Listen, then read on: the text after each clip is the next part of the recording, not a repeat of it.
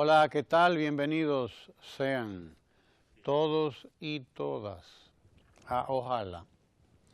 Recientemente quiero decir ayer, antier, la directora de Banca Solidaria, licenciada Mayra Jiménez, ofrecía una visión general de lo que ha sido esa institución para la República Dominicana, lo que ha representado para nuestro país en los 3 años, más o menos 3 años, 4 años ya, que va a cumplir,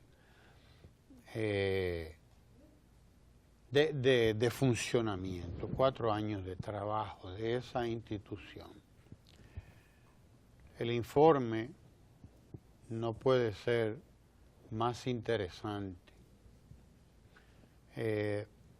Explica a partir de una investigación que hizo un especialista, dirigió el señor Henry Lizardo, si mal no recuerdo, especialista en estos temas financieros y sobre todo en los relacionados con la microfinanza, esas finanzas que constituyen el sector incluso informal de la economía dominicana, los pequeños negocios, los micro y los pequeños negocios. De acuerdo a las informaciones que ofrecía tanto Lizardo como la directora de Banca Solidaria, esa institución ha hecho préstamos por más de los 200, casi 250.000 préstamos, sobre todo a microempresarios y a pequeñitos empresarios, porque estamos hablando de préstamos de muy poca cuantía.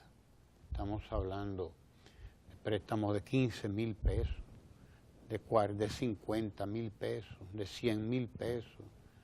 En esos rangos es que se maneja Banca Solidaria, si bien tiene un pequeño capítulo también dirigido a negocios ya un poquito más grandes, hasta la mediana empresa.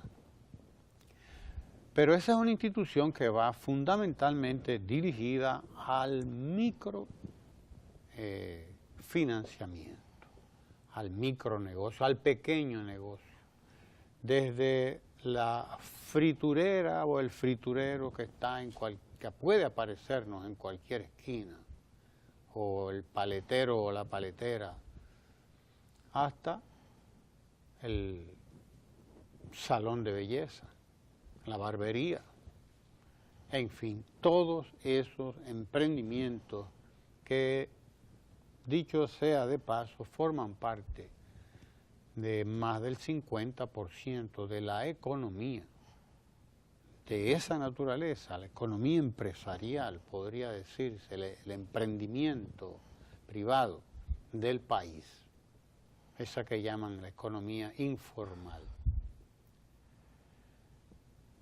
Lo que quiere decir que Banca Solidaria juega un papel fundamental en la economía de la República Dominicana ya,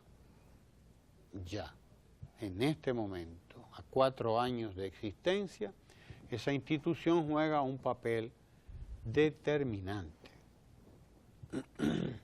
en la economía dominicana, porque es la que va dirigida a esos sectores. Y es un papel que tiene muy poco que ver con el préstamo en sí, con facilitar una determinada cantidad de dinero. Digamos, un crédito como 15.000 pesos, que es lo que le prestan a ñoño y a ñoña para que arranquen su negocio, su fritura, que según ellos cuentan les va a permitir incluso estudiar, porque ya a partir de ahí comienzan a pensar en que tienen que seguir estudiando. Estamos hablando del caso de 2 bachilleres que como ellos cuentan, se hartaron de llevar currículum para acá y currículum para allá, ella por un lado y él por otro, 2 hermanos, y no conseguían nada. Pero sin embargo tenían la posibilidad de iniciar una venta de frituras, de fritos, carne frita de pollo, etcétera. Tostones, como le decimos. Entonces, desde esos 15,000 pesos hasta montos mayores de 100,000 pesos, de 150, 200,000 pesos y más, que es lo que ha ocurrido con algunos pequeños emprendedores que han comenzado precisamente con montos tan pequeños como ese, pero que hoy están accediendo a cantidades 10 veces mayores que con la que empezaron. Sin embargo, repito, lo importante no es la cantidad del financiamiento, del préstamo que ha otorgado Banca Solidaria a estas personas, a estos miles de dominicanos y dominicanas, miles de dominicanos, decenas de miles. Sí, ahí están ñoños y ñoñas contando su historia, que podemos compartirla en un momento. Poco tiene que ver eso con la cantidad, con lo que viene después. Es decir, el acompañamiento que hace Banca Solidaria, que hace el personal de Banca Solidaria a estos dominicanos y dominicanas que están creando su empresa, que están formándose como empresarios. El presidente Danilo Medina ha dicho en más de una ocasión que él no quiere un país de empleados, que él quiere un país de empresarios. Y tiene toda la razón del mundo. Hay que formar un país de empresarios, de gente emprendedora. Eso es un empresario, un emprendedor. Hay que crear un país de gente con confianza en sí misma, de gente capaz de desarrollarse por sí misma, de gente capaz de producir riqueza por sí misma, de producir y de generar más puestos de trabajo, porque la empresa, por pequeña que sea, tiene esa gran virtud. La empresa tiene esa gran virtud y es que ella genera puestos de trabajo, contrario a un empleo. Un empleo no genera puestos de trabajo. Un empleo en el gobierno, un empleo donde sea, no va a generar puestos de trabajo. La empresa sí genera puestos de trabajo y el Estado en sentido general, pero en el caso de nosotros, el Estado dominicano tiene que hacer todo lo posible, absolutamente todo lo posible, por crear un país de emprendedores, por garantizar a todos aquellos dominicanos y dominicanas que tienen una idea que llevar a la práctica, una idea que llevar a cabo, una idea de emprendimiento, tiene que buscar la manera, el Estado, de garantizarles a esa gente que su idea no se les va a quedar en sus cabezas. Tiene que garantizarle a la gente el acceso al crédito solidario, no al crédito usurero, porque hasta ahora los dominicanos y dominicanas emprendedores y emprendedoras han estado a merced de la usura, han vivido a merced de los intermediarios que le cobran o les cobran hasta la respiración por el dinero que les prestan, el dinero que les facilitan. El Estado tiene que darse la maña, tiene que darse los recursos, tiene que darse las estrategias para hacer que decenas de miles de dominicanos y dominicanas que quieren emprender su negocio, que quieren comenzar su empresa, su emprendimiento, accedan a ese crédito solidario. Es decir, el gobierno, el Estado en este caso, porque Banca Solidaria ya es una institución del Estado, es una institución de gobierno, pero ya es una institución del Estado. Pues el Estado tiene que garantizar esa institucionalidad que permita el acceso al crédito solidario, no al crédito usurero. El usurero tiene su parte y la tendrá siempre en la sociedad y la ha tenido históricamente. La usura, que es condenada en todos los textos religiosos, sobre todo la Biblia, que condena la usura, por ejemplo.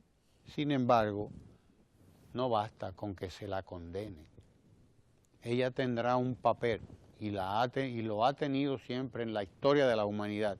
Lo que debe garantizar el Estado, lo que debe garantizar el gobierno y los gobiernos, es esto que ha hecho el presidente Danilo Medina cuando ha creado Banca Solidaria como la banca de los pobres.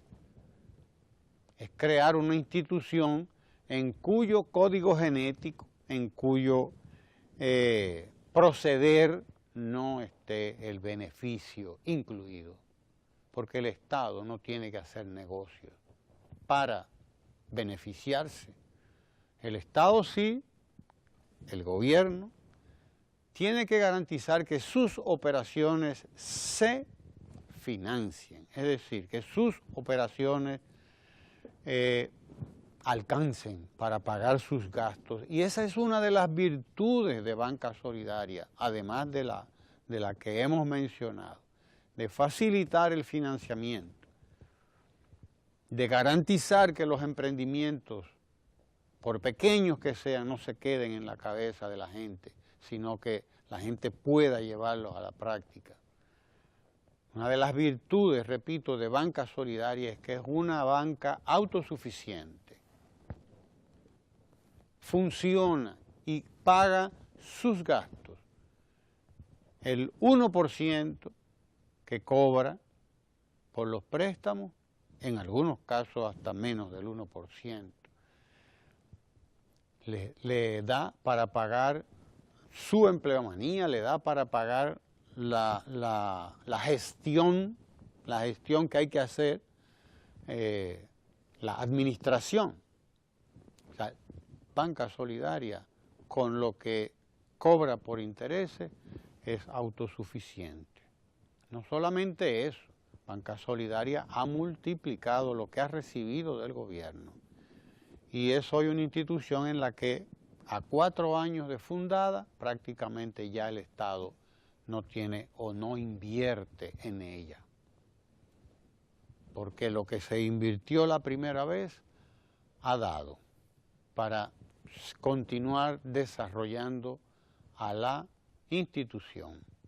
Lo importante, lo interesante de Banca Solidaria es que además de todo lo que he dicho, les da acompañamiento a los microempresarios.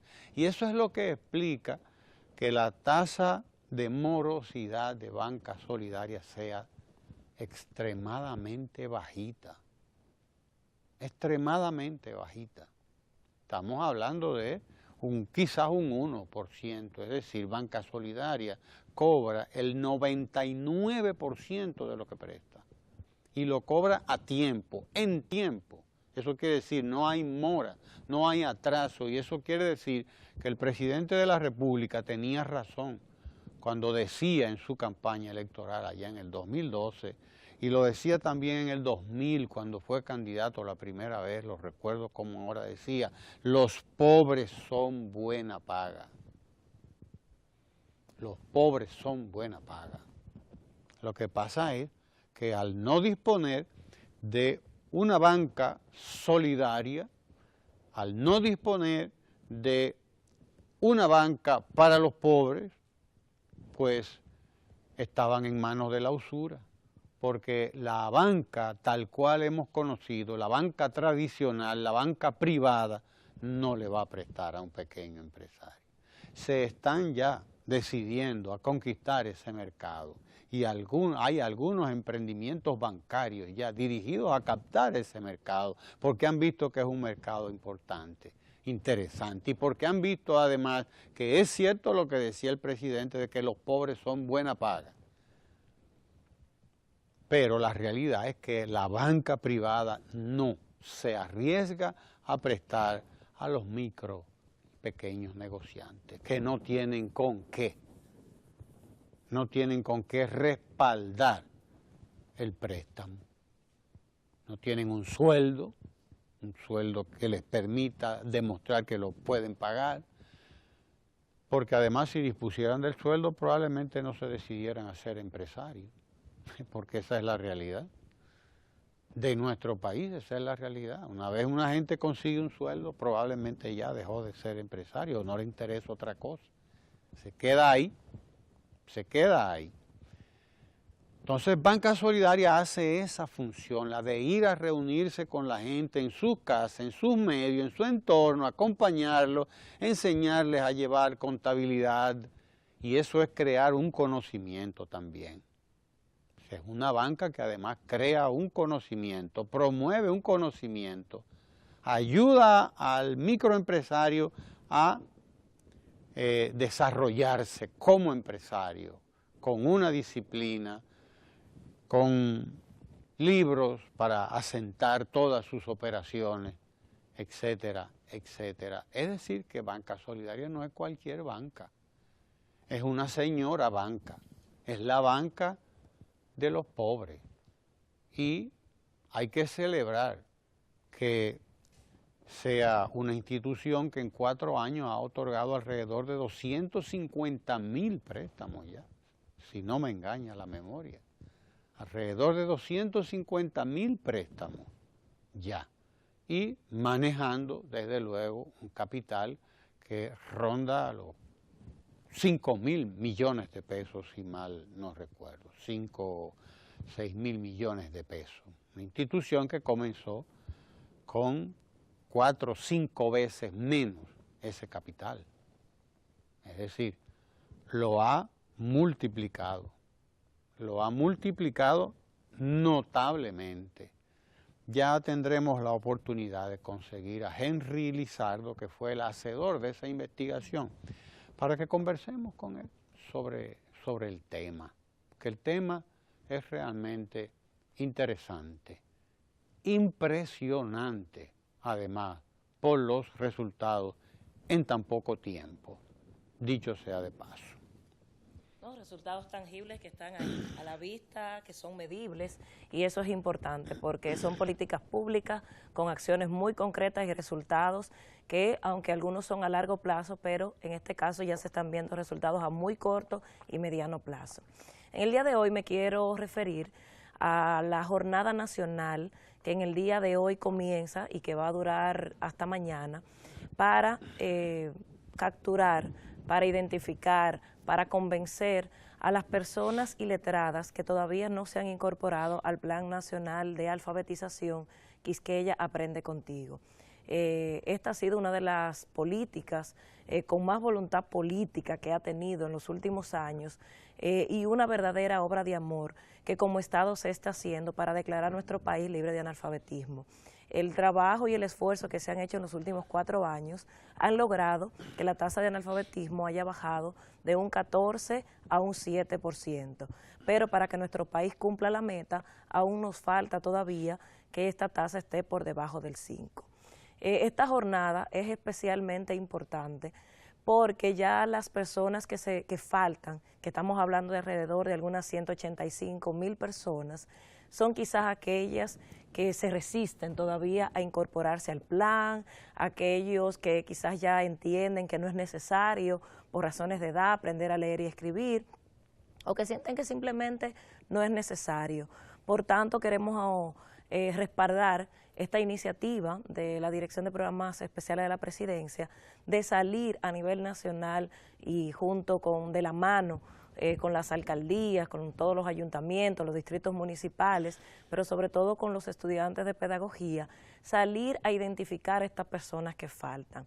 Pienso que este llamado debe involucrarnos a todos y cada uno de nosotros, sobre todo porque para convencer al que no quiere o que se resiste, necesita no solo que vaya el Estado Dominicano o las instituciones, creo que necesita un convencimiento y un respaldo del familiar más cercano, del vecino más cercano, que nos ayude a convencer a esta persona para que entienda la importancia y el valor que tiene que aprenda a leer y escribir. Leer y escribir no es solo para lograr una meta presidencial, sino la importancia que tiene de que sepamos leer las señales de tránsito, que a veces podemos cruzar una intersección porque ahí dice pare y la persona no sabe que dice pare. Aprender a leer nuestras leyes, porque parte de que podamos defender nuestros derechos como ciudadanos y ciudadanos es conocer y leer y aprender y ejercer este derecho de ciudadanía. Sobre todo porque el Plan Nacional de Alfabetización no se limita a un programa solo de leer y escribir, sino que tiene otras metas que ya se están poniendo en ejecución, como es la continuidad educativa. Y parte también de lo que usted señalaba, don Ramón, de los créditos. Hay un programa de acompañamiento a créditos y de acceso a crédito para lo que se ha llamado los alfabetizadores emprendedores. Ya hay varias iniciativas muy concretas que están ahí, los resultados, de personas que después que han aprendido a leer y escribir, han hecho cursos técnicos en el Infotep y en otras áreas, se han asociado y han empezado pequeños negocios. Yo en lo personal conozco una experiencia maravillosa de mujeres que en torno al macramé en la provincia de la Altagracia, obtuvieron sus créditos y están viviendo madres de eso. Esta iniciativa incluso se empalma con la otra iniciativa que también se impulsa del Programa Especial de Presidencia y que forman parte de la estrategia Quisqueya Sin Miseria, que es el programa de las estancias infantiles de los centros comunitarios, que es Quisqueya Empieza Contigo, y que justamente parte de esto busca que esas madres que ya tienen la seguridad de sus hijos cuidados en las estancias puedan justamente aprender a leer y escribir, puedan accesar a estos programas de continuidad educativa y forma parte también de todo este apoyo productivo y de accesar a estos créditos. Así que hacemos el llamado que toda la ciudadanía se integre a apoyar esta jornada nacional que hoy y mañana se va a estar realizando para identificar esas 185,000 todavía personas que nos faltan para lograr la meta. Así que a convencer a nuestras trabajadoras domésticas, a nuestros amigos, a nuestros vecinos, personas muy cercanas a nosotros que no saben leer y escribir y que tienen una capacidad incluso hasta de engañarnos, de que no saben leer y escribir. Aprovechando este tema de la educación, que en los últimos días se ha estado hablando mucho de los resultados del programa PISA, que es el programa de evaluación internacional a los estudiantes. Nuestro país, con mucha responsabilidad, decidió someterse a esta evaluación y es un gran indicador de más o menos por dónde van las cosas. Quizás muchas personas esperaban que los resultados iban a ser todavía más importantes y determinantes, pero la revolución educativa que se está haciendo no es solo de resultados a mediano y muy rápido, resultados ya inmediatos, sino realmente plazos y resultados que se van a ver quizás no nosotros como generación, sino la generación de nuestros hijos y nuestros nietos. Sin embargo, hay resultados que a veces se olvidan y hay que resaltarlo, y que a veces tiene que venir un extranjero, un internacional, a decirnos a nosotros lo bien que vamos por el rumbo. En estos días ha estado con nosotros la expresidenta de Costa Rica, Laura Chinchilla, y uno justamente de los resultados y logros que ella ha valorado, además de valorar el esfuerzo de nosotros como país por la economía, ha sido justamente valorar el esfuerzo que como país, como nación, como Estado, e incluso valorar al presidente Danilo Medina, ha sido el esfuerzo que estamos haciendo en el tema de educación. Estando aquí googleando, como decimos, hemos estado viendo algunos resultados que es importante remarcar. Uno de ellos es que ya estamos hablando de 882,000 estudiantes que están siendo beneficiarios en la jornada extendida, lo cual no es cualquier cosa. Estamos hablando de 882,000 estudiantes que tienen seguridad, que tienen alimentación, que tienen acceso a una educación que antes estaban negados. Estamos hablando de una política pública con inclusión. Estamos hablando que las jornadas extendidas se están dando programas de robótica, que era algo antes nunca visto en el programa curricular de nuestras escuelas. Estamos hablando que en esa jornada extendida se están dando programas de arte, de cultura, de programas artísticos, hasta de reciclaje que en nuestras escuelas antes no se veían. Estamos hablando también de 874 espacios de aprendizaje para nuestros niños y niñas. Ya además del trabajo que se está haciendo encomiable, de que haya centros de calidad y que estamos hablando de 13,000 nuevas aulas, de 7,662 ya aulas reparadas, aulas que sirven incluso de refugio en caso de tormenta, de desastre, de estos terremotos ahora y temblores de tierra que se están dando, que son infraestructuras que cuidan y protegen a nuestros niños. Sobre todo, a veces la gente dice, no, porque solamente es construcción de aulas y de escuelas. No, en estos momentos se está haciendo mucho énfasis, tal como lo ha señalado el ministro Navarro, de todo el tema de capacitación a nuestros profesores, pero también de una dedicación especial a todo el tema de investigación. Asimismo, en esta parte podemos señalar cómo se ha dignificado el trabajo de nuestros maestros y maestras, y estamos hablando de que ya es un cuarto aumento que se le ha hecho a nuestros maestros y maestras, un 68% se le ha aumentado, según estoy viendo en los datos que aparecen en diferentes periódicos y demás. A esto habría que agregarle el trabajo de becas, el apoyo a las becas en universidades en el exterior. Estamos hablando de 8,900 jóvenes que han sido beneficiarios. Además, a nivel nacional, 29,701 jóvenes meritorios han sido becados en universidades del país.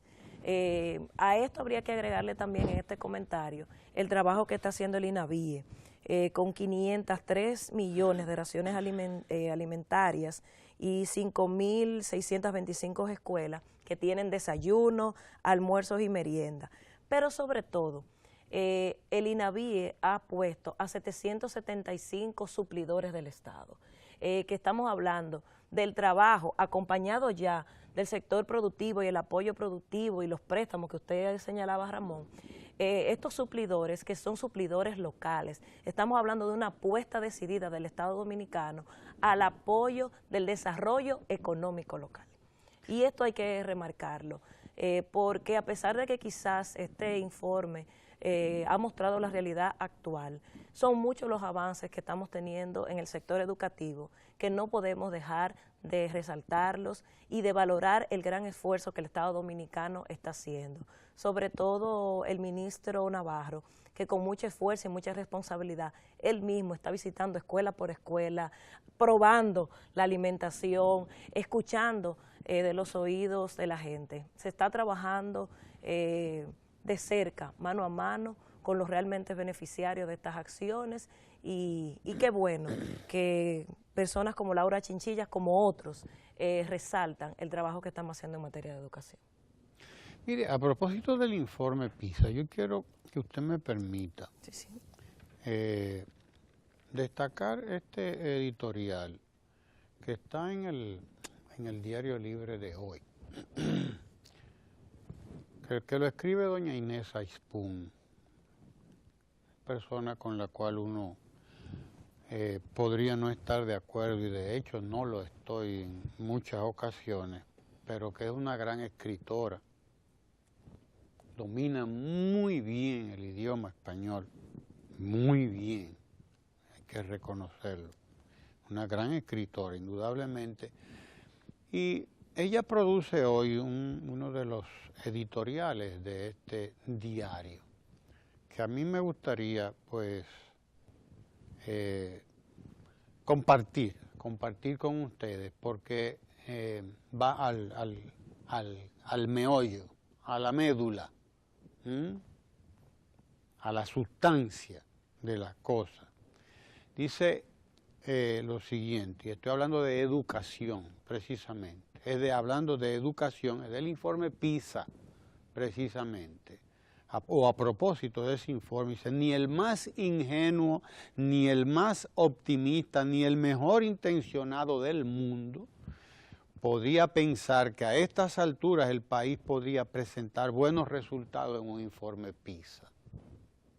Lo primero es, desde luego, decirles a quienes nos escuchan que el informe PISA no abarca, ese que se hizo ahora, no abarca el periodo de los últimos 2 años, el último año. Sobre todo el periodo de tanda extendida que hemos tenido. O sea, no evalúa eso. Creo que es un corte al 2015. Pero bueno, dice aquí, la educación es un proceso lento, continuo, largo, toma el tiempo que toma.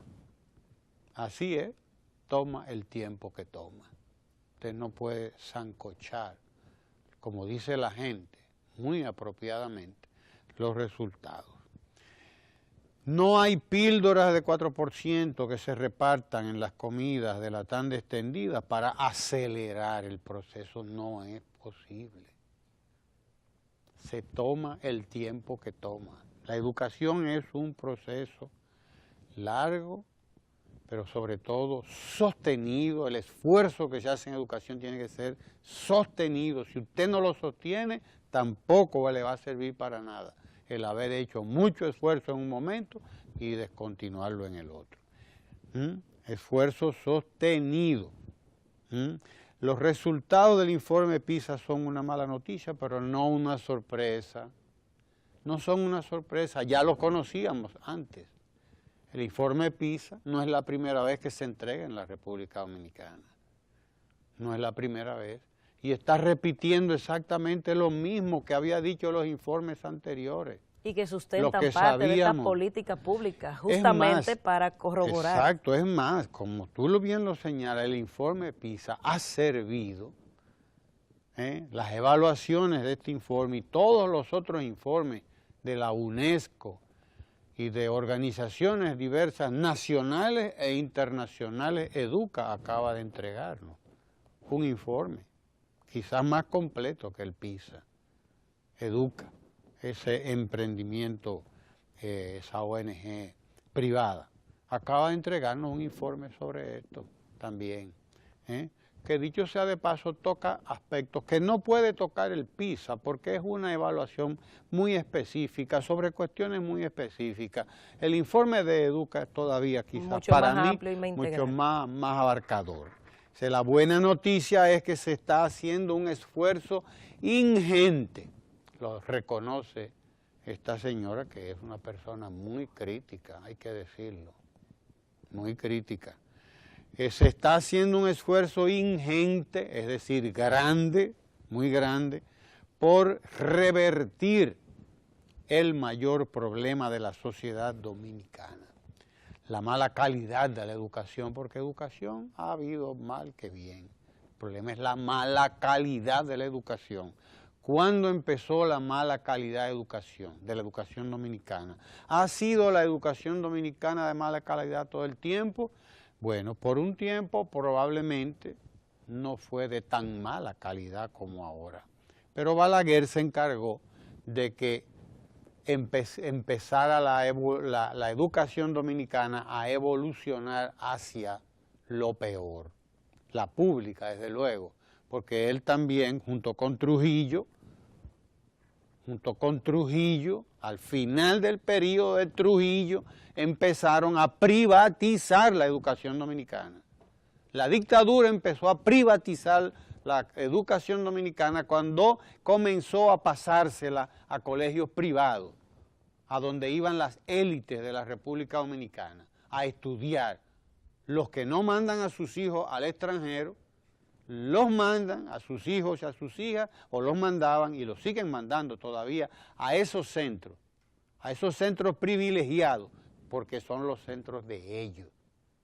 Trujillo empezó para congraciarse con sectores de la sociedad como la Iglesia Católica y como el empresariado y etcétera, etcétera, etcétera, empezó a privatizar la educación y esa educación siempre fue de buena calidad.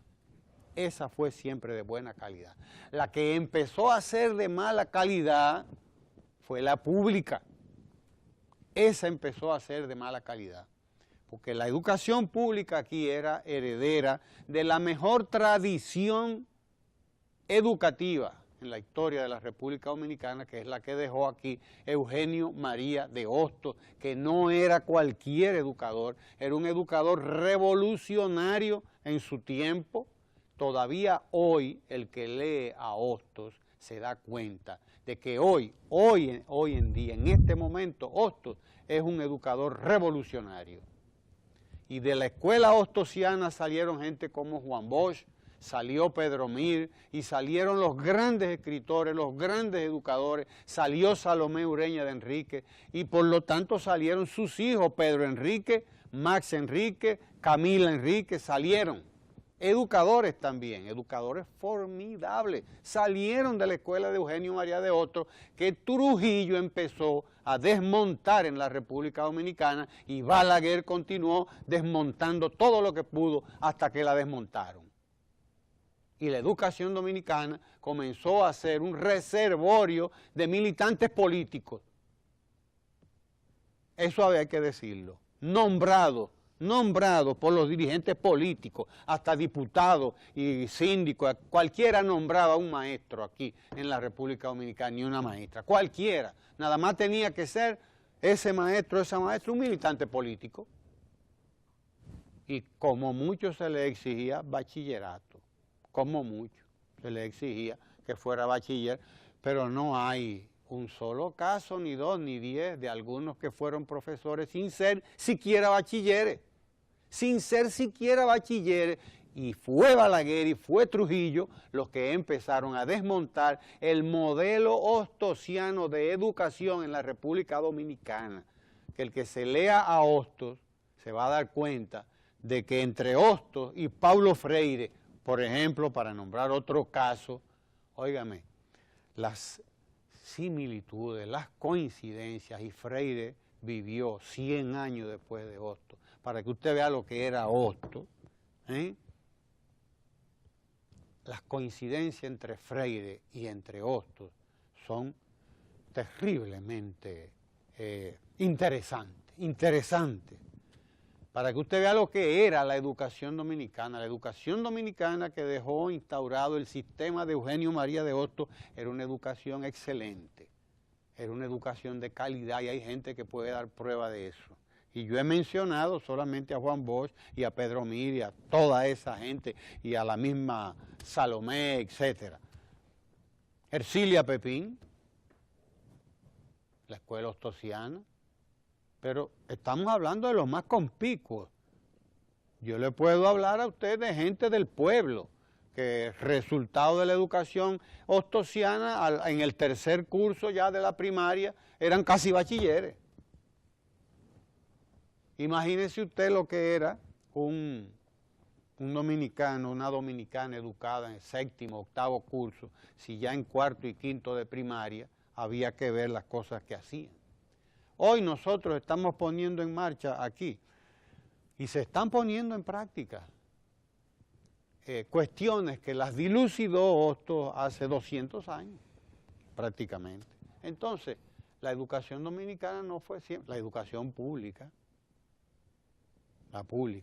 no fue siempre eso que ha sido en las últimas décadas. Fue una educación de calidad que empezó a desmontarse en los últimos años de la tiranía trujillista. Empezó a desmontarse ese modelo que se siguió y se desmontó totalmente y se le dio paso a la improvisación, porque eso fue lo que ocurrió, que se le fue dando paso en la escuela a la improvisación, a la no evaluación y a la politiquería, que trajo como resultado lo que nosotros tenemos hoy. Entonces, como dice la Aispun aquí, no es nuevo lo que nos comunica el informe PISA nada nuevo. Busquen todos los informes PISA de aquí para atrás para que ustedes vean que nos han dicho exactamente eso que conocemos. Que aquí había una escuela que nada más daba dos horas de clase y 2 horas y media de clase. Esto era lo que daba la escuela aquí, 2 horas y media de clase, hasta que Danilo Medina llegó ahí y dijo, esto no puede ser, esto es una barbaridad. Aquí tiene que haber una escuela de 8 horas de clase. Y tenemos la tanda extendida ahora, porque los que ya estuvieron antes ahí estaban mareando la perdiz, como dicen los españoles. Mareando la perdiz, dándole larga a aquello. Y vamos a empezar con este grupito, porque después vamos a seguir con el otro grupito. Es un plan piloto lo que vamos a hacer para la tanda extendida, y en eso estábamos nosotros. Y a cada ministro que llegaba se le ocurría un plan. No, ahora vamos a hacer tal cosa. Óigame, es una barbaridad. Y el Estado, el pueblo, invirtiendo millones en un sistema que no funcionaba. Entonces, como dice esta señora, lo que nos dice la evaluación PISA no es nada nuevo. No es nada nuevo. La buena noticia es lo otro, que estamos haciendo una inversión ingente en educación. La buena noticia es que ya más del 50% de la población pobre de la República Dominicana, porque hay que insistir en eso, es la pobre, la educación de mala calidad, la educación pública, la educación privada, la educación de los grandes colegios de los ricos, la educación de la Iglesia Católica y de las otras iglesias que tienen escuelas por ahí muy bien dotadas. Esa no crea usted que es de tan mala calidad. Usted podría no estar de acuerdo con alguna que otra cosa, qué sé yo, no sé, pero no es de mala calidad, ¿no? Los ricos nunca han mandado a sus hijos a una escuela de mala calidad. La de mala calidad era la escuela de los pobres. Es la de los pobres la que es de mala calidad y la que ha sido abandonada por el gobierno, por el Estado dominicano. Es la educación de los pobres, porque no se puede hablar de la educación en términos generales. ¿Qué es la educación dominicana? No. Hay educación y hay educación. Aquí hay educación privada que comenzó con Trujillo, y hay educación pública. La educación pública, que es donde está el grueso de la población dominicana pobre, el 90%, vamos por decir un número, el 90%, a esa población fue a la que se le dejó, como dice la película de Pedro Almodóvar, la mala educación.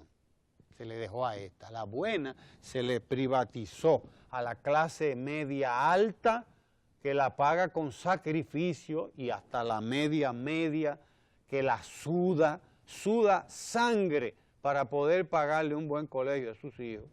Si no, pregúnteme a mí, que tengo 3. Suda sangre la clase media y la clase alta, que esa va a los colegios, ya usted sabe de qué naturaleza, y usted sabe de qué tipo son esas escuelas, esos colegios privados, por la cantidad de vehículos Mercedes-Benz que usted ve que pasan, y los vehículos de los diplomáticos, y los vehículos de aquí. Vaya usted a ver esa escuela, esa no, esa fue de buena calidad. La que ha sido de mala calidad es la escuela de los pobres, y eso hay que decirlo, que la educación ha sido una actividad también clasista, con un sello de clase. La de los pobres, no, olvídese de eso, que los pobres no tienen por qué tener buena educación. Los ricos sí, eso, tienen que tener una educación, óigame, por la ley, porque de ahí es que van a salir. De ahí es que van a salir los grandes empresarios, de ahí es que van a salir los que van a ser, los que van a dirigir la sociedad al final del juego. Los que van a dirigir la sociedad. Esa es la realidad nuestra. Bueno, se nos fue el tiempo, lamentablemente no voy a terminar de leer el trabajo de doña Inés Aypún, excelente escritor, pero que está muy bueno, y lo voy a seguir compartiendo con ustedes, porque además es muy breve, búsquenlo. Lo dejamos para los próximos comentarios, sí, tenemos a Lalo listo. Para después, porque tenemos aquí, usted ha traído a Jorge Luis Bisonó, otra vez. Claro, y a Julián Roa. Nuestro gran amigo Jorge Bisonó, y a Julián Roa también. Vamos a hablar de la agenda municipal. Como todos Jorge Luis Bisonó, subsecretario de la Liga Municipal, ex alcalde de San José.